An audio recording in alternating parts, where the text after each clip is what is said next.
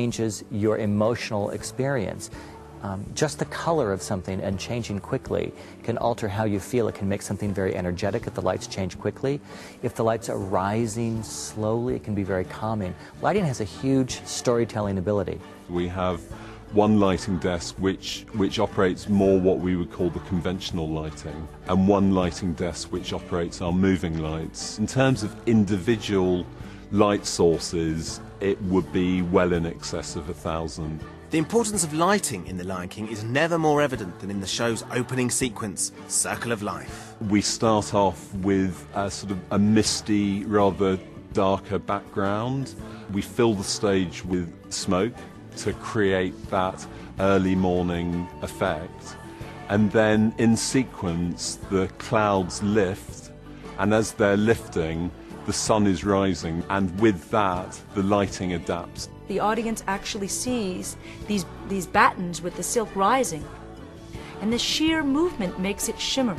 So we go, oh my God, it's like the sun over the desert. That is the absolute essence of the power of theater, which is that you animate an inanimate object and you bring life into it. When you take the scenery and the lighting and the costumes and you put them all together in the Circle of Life, all those elements can be all pulled apart and thought about, but it's the impression they all make together. In addition to the innovative theatrical techniques that have made The Lion King such a success, it's the realisation on stage of the characters that people know and love from the film that ensures that this universal story continues to connect with people around the world. He is a diverse character. That's what Simba is. He's just a restless wanderer. He's just wandering around, jumping around, trying to find a better place, because he's traveling through the jungle with Timon and Pumbaa. So he's putting on this front of, you know, I'm energetic, I'm young, I'm just going to have fun with you guys. But at the same time, he's got a lot of emotional baggage. It's not until Simba's able to open himself to what his father taught him all those years ago that he's able to complete his journey into manhood and into becoming the king he's meant to be. When Nala shows up in the picture, that's when he has to really face the fact that, you know, things happened in his past that he really needs to confront. I like to describe Nala as the king. She is the king. She has to take over the role of king because Scar can't do it. She sees what happens to all of the Pride Lands and what it's going to be under the dictatorship of Scar. At that moment, at 10 years old, she needs to grow up and she needs to be the person that's going to speak up for her people. She thinks Simba is dead, and then Scar decides that she should be his queen, and so she feels she must flee and leave. Nothing she's doing is negative, especially at the end of Shadowlands. She's saying the words Giza Buyubo, which means I will return.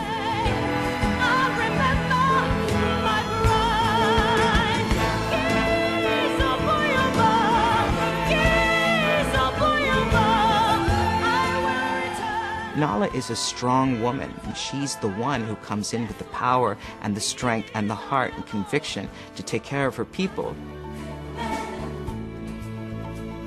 Mufasa's quite intricate in a way that he's father, he's king, he's a husband, and how he balances all of that into this one character. Mufasa is very important to me because of what he represents. He's a good leader who is cut down in his prime, and that's something we're all afraid of, that we'll have good leaders who won't be there to guide us. He is a nurturer, a caring man, he is a teacher, and he is the essence of a king. He rules with quite a tender heart, really, even though he's got this demeanour of being very powerful and very aggressive at times. He's into the whole tradition, the ancestry thing, you know, the whole circle of life. He's an extremely spiritual character. Scar is the brother of Mufasa, the younger brother of Mufasa. He's second in line to the throne, and actually can't understand why he's not king. When Simba's born, he suddenly becomes third in line to the throne, and this really upsets him. It builds such resentment in how he feels towards his brother that he becomes the opposite of what his brother is. He takes all of this energy and uses it in bad ways. He plots his way to see how he can become king. Now, of course, the best way for the third in line to become first in line is to get rid of the first and second. Scar's character, I mean, I suppose it's the greed and ambition and the inability to join the circle of life. The first character that we meet in the show is Rafiki. And the first sound you hear is this cry across the savannah announcing that the king is born. When I compare the characters between the film and the stage show, Rafiki is the one who emerges most because we get so much more time with Rafiki.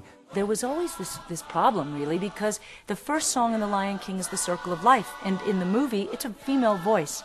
So this made sense because now we had Rafiki being the person who would sing that. She really became an important person in expanding and bringing something major to this piece that's not in the animated cartoon. He's a very funny character, but he does not have the spirituality that the Rafiki now has. She is, in South African terms, what's called a sangoma.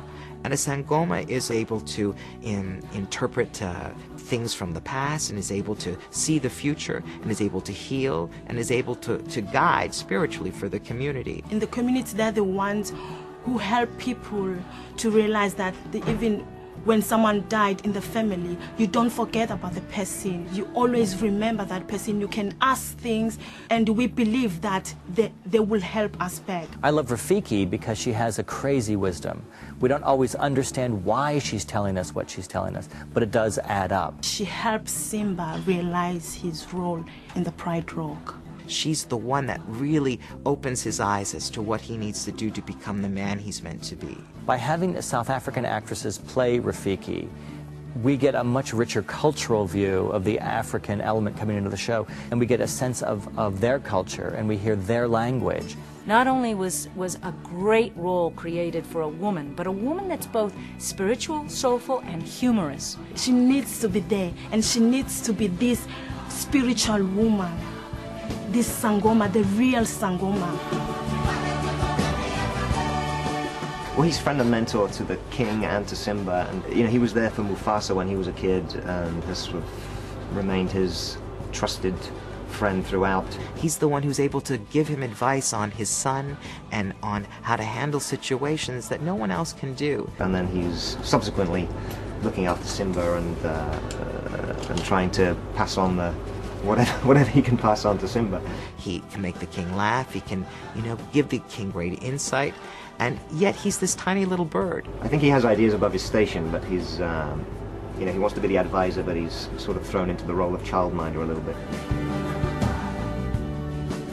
Timon and Pumbaa, they just love each other. They met a couple of misfits and just liked each other immediately. Timon's a bit of an opportunist. He got a double whammy. He not only befriended a big warthog, who was quite good and protective, he befriended a lion. I think that Timon and Pumbaa come into Simba's life at the perfect moment. He's lost his father, he's lost his home, and he's run and run and run until he's exhausted. Pumbaa's so loyal to his friends. Loyalty is very important to him, and I think that's the only time that he ever does get a little bit aggressive in defense of his friends. Timon thinks he's the brightest guy in the jungle, but in fact he wouldn't be much good on his own. It's Pumbaa and Simba that have helped him to become the character he is in Lion King.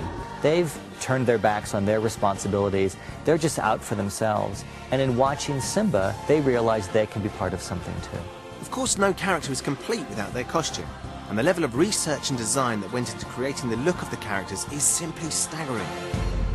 The costumes, and when you look at what Julie designed, have a fundamental idea at play, which is to use natural materials, or to appear like we're using natural materials, to represent the earth and the planet and the savanna itself, but also to use patterns of fabric, like the kente cloth that Zazu's costume is made of, that would be immediately African. 99% of the costumes, they start off as white fabric.